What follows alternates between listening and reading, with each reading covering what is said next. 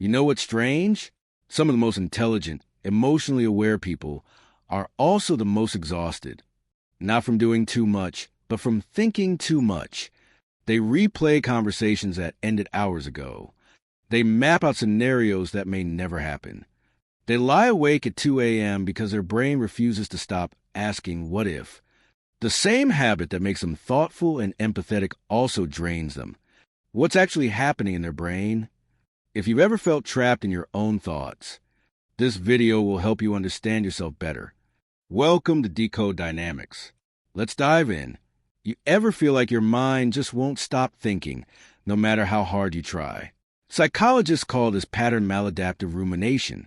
And no, it doesn't mean you're weak. It often means your brain is highly active. Your brain is constantly scanning for patterns, meaning, and possibilities. The problem is, it doesn't know when to stop. It keeps replaying the past and predicting the future, because your mind never gets a clear signal to pause. But once you understand it, you can start taking control. Some minds don't rest. They replay, rethink, and rewrite everything. It feels like your brain is always talking, even when you want silence. Inside your brain, one region is working overtime, the prefrontal cortex. This part controls planning, analysis, and self-reflection, and it doesn't switch off easily.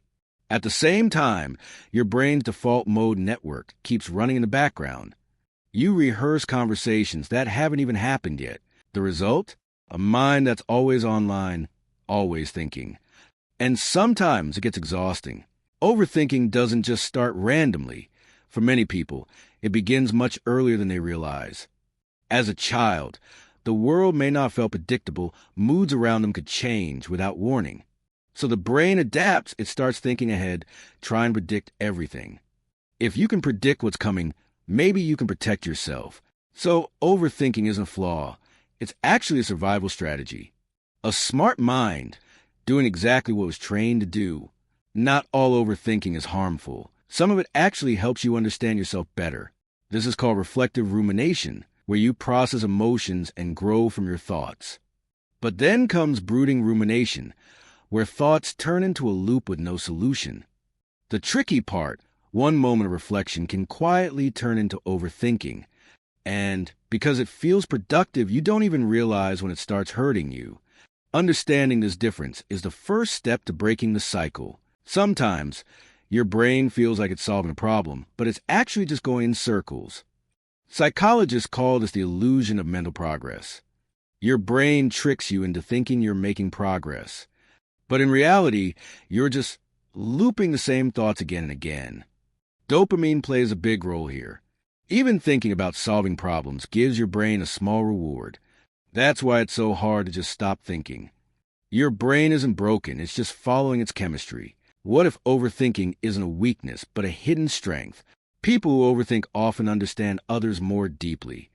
They notice tone, body language, and even unspoken feelings. This is called cognitive empathy, the ability to understand how others think and feel. But there's a downside.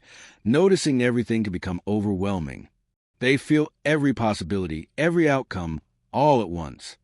And the more they think, the harder clarity becomes.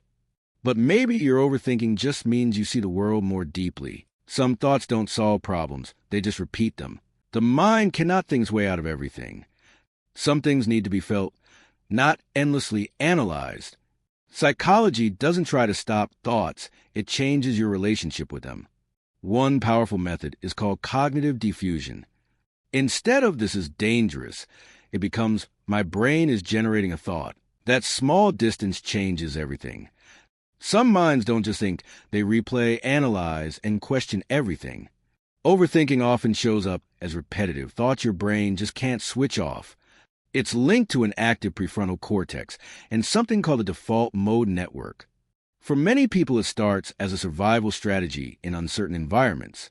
There are two types: reflective thinking and brooding thinking. Your brain keeps looping thoughts because it's chasing a sense of control and closure.